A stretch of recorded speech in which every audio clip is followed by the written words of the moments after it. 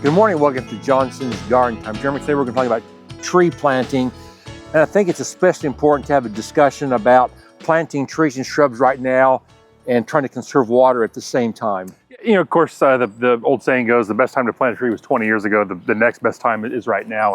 And, you know, now's a great time to plant trees, even if we're trying to conserve some water. You know, they're really some of our lowest water use things in the landscape and have probably the longest lasting effect. Okay, let's look at talk about maybe selecting a tree first. Okay. And, you know, a great tree for our area, for a flowering tree is crabapple. And there's so many different varieties. You can look and get different shapes and sizes of those. You know, at Johnson's, we try to carry proven trees for the Kansas landscape. So that, you know, these are trees that we have experience with that we feel are going to do well in the landscape. Also, other nurseries are going to be the same thing. So buy something from a locally owned nursery that you know that they're going to have that experience with the local market. Okay, they can identify a tree that will survive very well in our area. So let's look at the tree that you'll buy, and this is of course a container grown tree, been in this pot for 2 or 3 years and very easy for the homeowner to plant. As far as installing, you do of course gonna have to dig a hole. We want to dig that hole about twice as wide or wider than the existing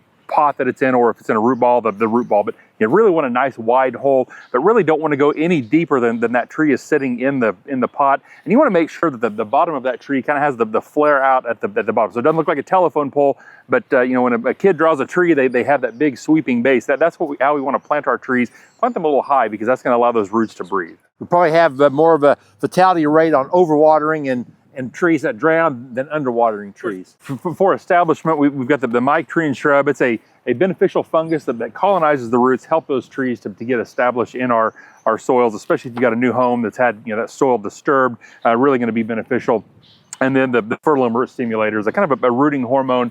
A little bit of fertilizer, again, helps those roots to root out. But yeah, you mentioned seeing more problems with overwatered. You know, really probably watering once a week is going to be sufficient. I like the DeWitt bag. It holds about 15, 20 gallons of water.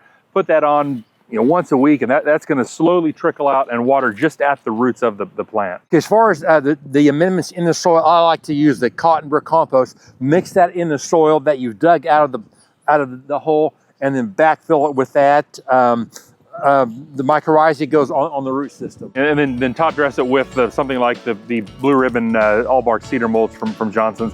Make that out so it's not going to be competing with other plants or turf in the landscape. All right, come see us at the garden centers. We'll help you pick out a tree that'll be in your yard for years. Thanks for watching, and we'll see you next time.